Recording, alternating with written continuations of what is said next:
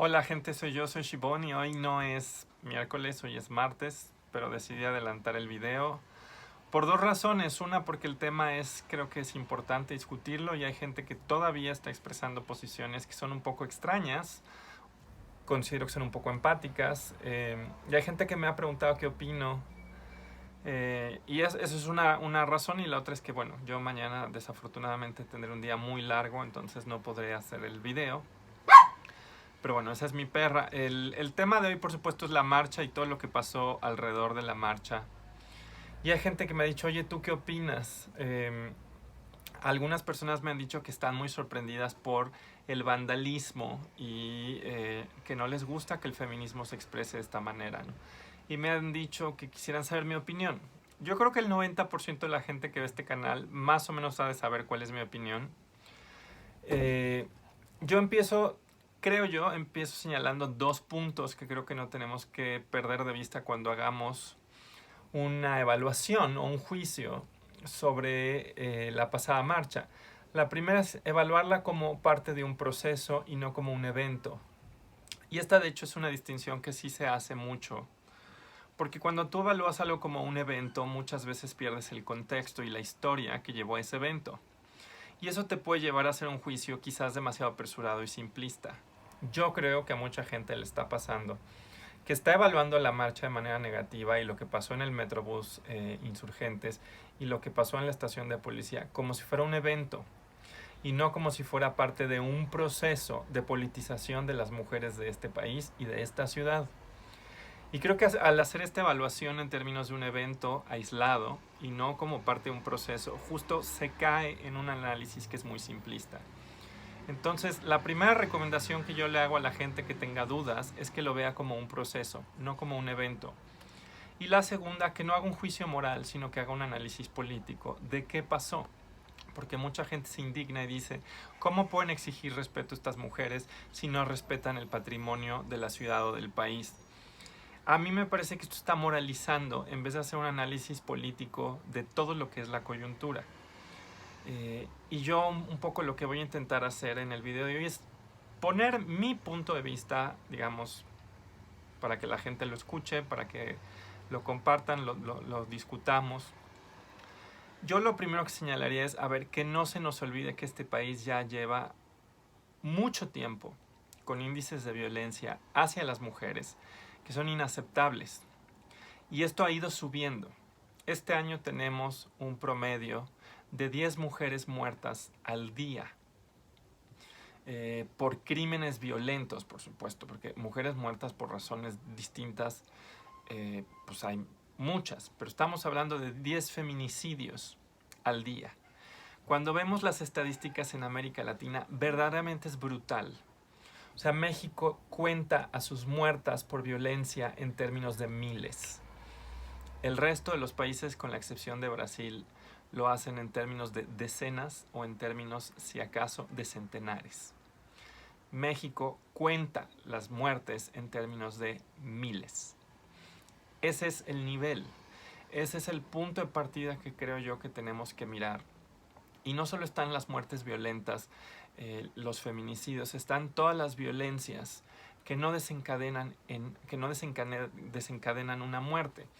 Están los acosos callejeros, están los acosos laborales, los acosos escolares, están las violaciones.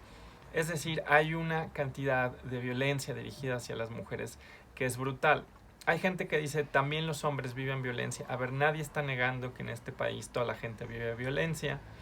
Simplemente señalar que hay una forma específica de violencia que se ensaña contra las mujeres. Y que se dirige contra las mujeres porque las mujeres son leídas como objetos o propiedades de alguien que pueden ser usadas o no respetadas. Y esta situación se cruza con una falta de voluntad política, una falta de capacidad política de muchos actores gubernamentales que no alcanzan a ver por qué esto es inaceptable. Hay gente que no entiende por qué esto es inaceptable y ya es bastante malo que lo diga el vecino, que lo diga el compañero de trabajo, pero que lo diga una autoridad es terrible. Entonces, para hacer una evaluación de lo que significó esta marcha, hay que pensarla en términos de proceso, como algo que se da en este contexto exacerbado de violencias que llevan años y que han sido denunciadas y denunciadas y denunciadas. Esta no fue ni la primera, ni la segunda, ni la tercera, ni la cuarta, ni la quinta marcha de mujeres. Marchas en esta ciudad ya hemos tenido bastantes. Marchas en otras ciudades ya hemos tenido bastantes. Y las primeras marchas eran,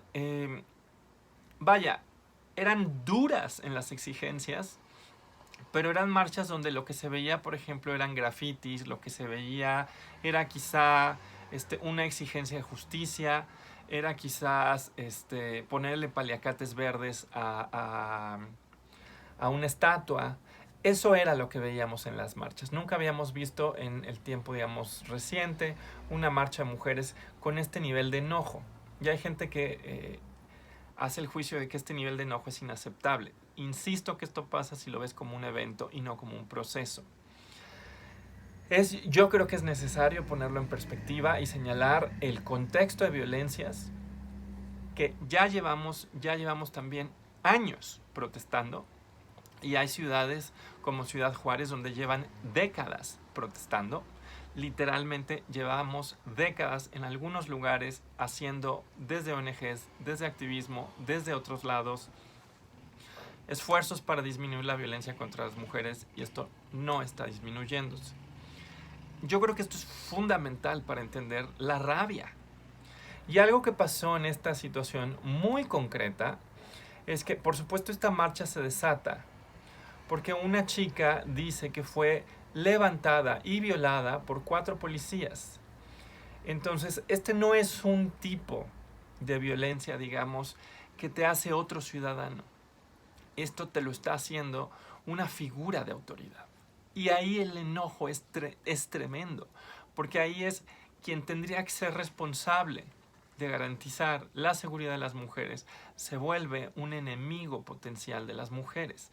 Ahí, de nuevo, si miramos en términos de proceso, estamos viendo que todas las exigencias que durante años le hemos hecho al Estado no se están traduciendo en que los propios cuerpos policíacos sean aliados y sean garantes de seguridad. De ahí se entiende el estallido de enojo, porque quiere decir que hemos fracasado sistemáticamente en que las autoridades entiendan que hay una situación de violencia que lleva años, que en algunos lugares lleva décadas, que se ha denunciado se ha denunciado en periódicos, se ha denunciado en televisión, se ha denunciado en internet, se ha denunciado con marchas, se ha denunciado en foros públicos, se ha denunciado muchas veces, y la inmensa mayoría de las veces ha sido de maneras pacíficas, dialógicas, argumentadas. Y de pronto ocurre esta situación donde una chica es violentada, es violada por 4 policías. La reacción de las autoridades, por supuesto, generó un enojo tremendo, porque hizo algo que yo creo que fue una reacción torpe. Básicamente pasaron varias cosas y eso no hay que perderlo de vista. Lo primero es que se filtraron datos de esta chica. En ese sentido parecía que había una colusión de parte de las autoridades, o por lo menos de alguien dentro de los cuerpos policíacos que estaba entorpeciendo la investigación. Por supuesto, eso quiere decir que los canales tradicionales de acceso a la justicia van a quedar inutilizados. La gente que se queja y dice, ¿cómo es que estas feministas están actuando por afuera de la ley? A ver, porque la propia autoridad hizo imposible seguir el sendero de la ley, ¿no? Y sí quiero decirlo, a ver, nadie marcha porque le guste. Nadie dice, ¿qué vamos a hacer este viernes? Pues una marcha. Nadie dice, ¿y si destrozamos el viernes una estación de policía? Nadie dice eso. Tú marchas porque te acosaron, te violentaron, te agredieron, porque mataron a una amiga, a una compañera, a una conocida. Nadie marcha porque le gusta. Nadie marcha así. O sea, lo que te mueve es una emoción muy fuerte. Es una emoción de enfado, de hartazgo, de tristeza, de enojo. Y esas emociones, para que se canalicen por vía institucional, requieren que las autoridades, por supuesto, estén a la altura de su trabajo. Y las reacciones primeras no estuvieron a esa altura. Parecía que había una colusión de parte de las autoridades que estaba saboteando la posibilidad de una investigación. Y además parecía que había una preocupación por parte del gobierno de la Ciudad de México de mantener su imagen de gobierno progresista. Eso fue una torpeza tremenda y de alguna manera fue una violencia. Porque en vez de leer como una falla de su administración, la respuesta de Claudia Sheinbaum era que era un acto de provocación. Es decir, le preocupaba más su imagen pública como una jefa de gobierno de izquierda, como una jefa de gobierno extraída, digamos, de la Cuarta Transformación, que atender una coyuntura de violencia que estaba siendo legítimamente denunciada. Entonces la respuesta del gobierno fue torpe, y aquí es donde creo que es importante hacer análisis político. Porque si nos preguntamos por qué esta respuesta de rabia y de furia de parte de las colectivas feministas, bueno, porque hay un análisis político de fondo que tiene que ver con todo este contexto, con todo este proceso que se va desencadenando, con la manera en la que las autoridades parecen estar coludidas, por lo menos a cierto nivel, entorpeciendo la investigación, y después cometen un acto de revictimización contra esta chica, porque empiezan a sospechar que lo está inventando todo. Y esto, ojo, esto a pesar de que las feministas llevan décadas diciendo que los protocolos de manejo de acoso, abuso sexual y violación no pueden revictimizar a la víctima. Eso no lo debes hacer. Decir que contó 5 veces una historia y que no son exactamente iguales es algo que se ha manejado mucho. Ya han dicho, oigan, en una situación de estrés es muy poco probable que una persona te cuente lo mismo 5 veces, porque la memoria no funciona así, porque los afectos no funcionan así. Con esto no digo que se anule el derecho a la presunción de inocencia. Lo que estoy simplemente diciendo es que se sigan los protocolos que las propias feministas han hecho, diciendo no revictimices a las víctimas.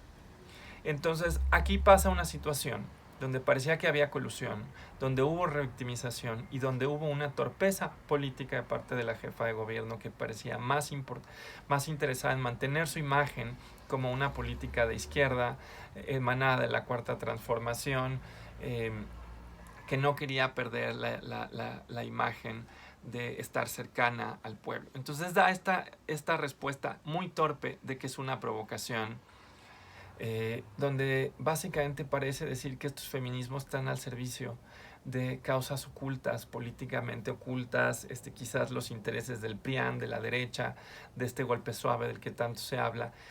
Y esto, por supuesto, genera una sensación de enojo, porque quiere decir de nuevo que a pesar de que tuvimos un cambio radical en el gobierno de la Ciudad de México, el gobierno estaba siendo incapaz de escuchar, como había pasado con Mancera, y Mancera un policía, a diferencia de Claudia, que es una académica que ha militado durante más de 30 años en las izquierdas de este país. Entonces hay una situación de enojo que se va incubando, pero ojo, esta no se empezó a incubar hace 5 días. Esta es una situación de enojos, frustraciones y exigencias no satisfechas que se han ido incubando por años. Y fue una bofetada la respuesta que da un gobierno que pretendía ser distinto. La situación se exacerba, por supuesto, porque se hace una mesa con una serie de feministas que en vez de salir y decirle, estamos hablando de la primera mesa, la mesa que se hizo de manera pública, donde estaba, por ejemplo, Marta Lamas, sale esta mesa, y esta mesa, en vez de decirle al gobierno de Claudia Sheinbaum que lo que había que hacer era sentarse a examinar la narrativa con la que estaba respondiendo, en vez de decirle, oye Claudia, no revictimices porque llevamos décadas diciendo que esto no hay que hacerlo, oye Claudia, aguas, se vulneró el derecho de acceso a la justicia a esta chica porque parece que hay colusión. En vez de decir todo eso, esta mesa parece que sale a arropar a la jefa de gobierno y sale a regañar a las chicas diciéndoles, ustedes no han entendido nada. esta es una respuesta no solo adultocéntrica, sino de alguna manera, y lo digo con todo respeto a la trayectoria política y feminista de las mujeres que estaban en esa mesa, porque no quiero tampoco negar que tienen una trayectoria política, una trayectoria feminista. Fue una respuesta insensible de parte de las integrantes de esa mesa. Porque en efecto parecía que el gran problema que tenía, o como percibía el gobierno de la Ciudad de México, este problema era como si fuera una crisis de imagen, no una crisis de justicia. Vean lo que estoy diciendo. O sea, tú vas y le exiges, y no por primera vez, no por segunda, no por tercera, no por décima, a un gobierno que atienda un problema que se cuenta en miles cada año, en miles de muertes y probablemente en millones de microviolencias y no tan micro, que no son atendidas. Y el gobierno lee esto como una crisis de imagen, no como una crisis de justicia. Eso, por supuesto, va a exacerbar el enojo. Y una de las cosas que van a terminar pasando, por supuesto, es que la propia mesa, en vez de ayudar a algo, yo creo que abonó al enojo. ¿Por qué? Porque parecía un regaño a las mujeres que habían ido a protestar en cada una de las marchas. Yo no he ido a todas, he ido a algunas. Probablemente no todas las mujeres vamos a todas las marchas todo el tiempo, pero de alguna manera todas estamos ahí todo el tiempo, incluso en la lucha, incluso si no vamos a todas y cada una de las marchas. A lo largo de los años yo creo que he ido como a 2/3 de ellas, pero no a todas. Pero de alguna manera eso nos reúne. Y parecía que había un regaño, incluso generacional, de ustedes no han entendido nada. Y un intento de arropar a la jefa de gobierno. Peor todavía, y esto también lo digo sin demeritar la trayectoria política de nadie, parecía que era parte de una vieja cultura de política priista que en este país todavía subsiste, a pesar de que el PRI esté casi muerto, pero es una cosa que casi todos los partidos hacen, donde algunos líderes de movimientos sociales están dispuestos a vender a su propio movimiento o al movimiento que dicen representar para acceder a personas en altos puestos de gobierno y poder mover una agenda. Mi impresión es que parte de la furia que generó esa mesa es que parecía que en efecto se estaba vendiendo el movimiento y que se estaba vendiendo el rótulo de este gobierno si es feminista en dos sentidos. Uno, el movimiento era desacreditado por personas que se presentan como una especie de voceras históricas del feminismo, que dicen, este movimiento está mal, yo te arropo además con mi título de feminista histórica, y a cambio de eso obtengo cercanía con tu persona, y a cambio de eso podré mover una agenda que las va a beneficiar finalmente a todas ellas. No sé si así pasó, este es mi análisis político, yo no puedo decir que en efecto fue el cálculo político que hicieron las integrantes de esa mesa. No sé si psicológicamente estaban pensando en eso, pero yo creo que políticamente la lectura que se hizo es que se estaba haciendo esto: desacreditar al movimiento, arropar a la jefa de gobierno, ganar a cambio una especie de transacción simbólica de ganar cercanía con la Cuarta T y quizás poder mover una agenda. El problema con esto, por supuesto, es que tú no puedes legítimamente hacer esto, porque de alguna forma es infantilizar a las luchas sociales. Es decir, continúo, perdón, se cayó el teléfono y se cortó el video. Simplemente lo que yo estaba diciendo es que esa mesa generó más enojo porque parecía que se estaba vendiendo a la lucha, que de alguna manera parecía que era una transacción que pretendía ganar cercanía quizás para mover una agenda feminista, pero el costo de eso era desacreditar al propio movimiento feminista como si fueran una bola de niñas iletradas, con un enojo injustificado y con una exigencia injustificada. Yo creo que esto es un error tremendo,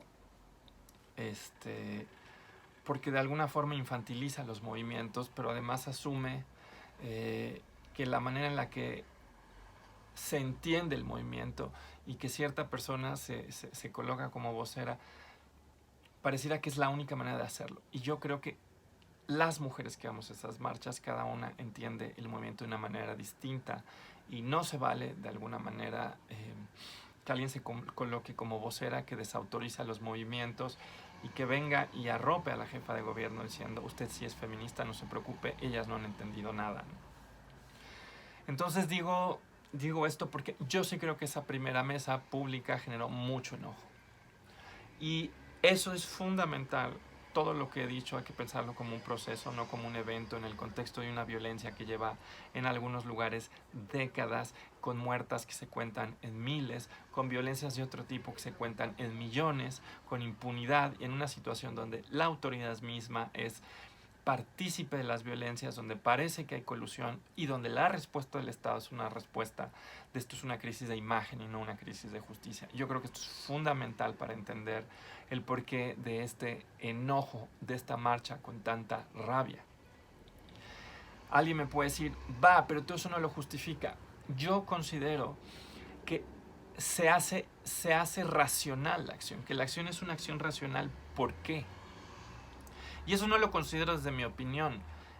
La gente que se dedica incluso a teorías de acción racional dice que hay ocasiones donde la falta de cuando estás haciendo una interacción repetida contra un agente que tiene mucho más poder que tú, muchas veces la única manera de sentar a este agente a dialogar contigo es llevar a cabo una acción que a ti te arriesga, que puede parecer irracional, pero que también pone en jaque al otro agente y lo obliga a sentarse.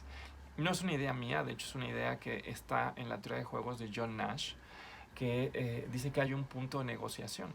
Dice, donde yo llevo a cabo una acción que puede ser en detrimento mío, pero que sin embargo es racional, porque incluso si me cuesta a mí algo, también le va a generar un coste al otro y eso lo va a obligar a sentarse a dialogar.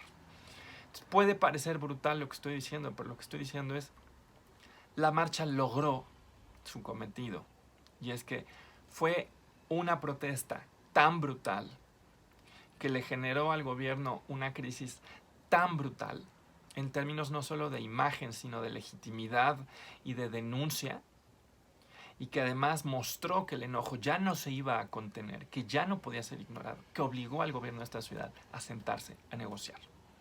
En ese sentido, yo creo que ahí está la racionalidad de una protesta así de fuerte. Con esto no estoy, por supuesto, diciendo que lo ideal es marchar así. A ver, pero es que la situación ideal es que nada de esto hubiera pasado. La situación ideal es una situación sin muertas. La situación ideal es una situación sin patriarcados, es una situación sin violencias sistémicas, es una situación con una autoridad que te escucha, que te garantiza el acceso a la justicia. La situación ideal es una situación donde el Estado no te infantiliza y donde algunos actores clave tampoco te infantilizan. Entonces, simplemente digo esto para cerrar este video acerca de cuál es mi valoración de la marcha. Yo creo que la marcha tendría que ser así de contundente para sentar a las autoridades. Creo que se logró. Después de esa primera marcha ocurrió una segunda marcha el domingo pasado. Esta fue a puerta cerrada. Fue a puerta cerrada. No me encanta a mí la idea que haya sido a puerta cerrada. No se vio hacia los medios.